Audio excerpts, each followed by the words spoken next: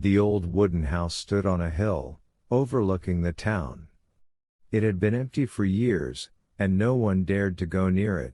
The old wooden house interior was said to be haunted by the ghost of a young woman who had been murdered there.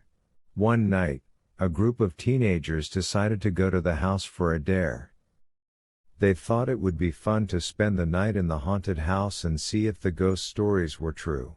It was dark and quiet, and the only sound was the wind blowing through the trees.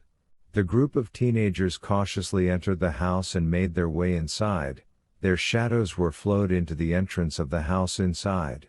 The house interior was dark and dusty, and the air was stale.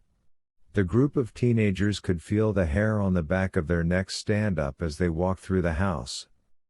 The teenagers could sense that they were not alone. It is a chilling, fearful feeling for all. Fear shone clearly on their faces. Suddenly, group of teenagers heard a noise. It sounded like someone was crying. The group of teenagers looked at each other, their eyes wide with fear. They knew that the ghost was real. The crying grew louder, and the group of teenagers could see a figure in the shadows. It was the ghost of the young woman.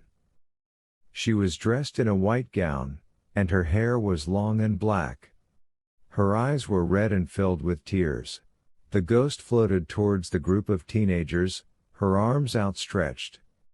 The group of teenagers screamed and ran out of the house. They ran and ran until they were sure that the ghost was not following them.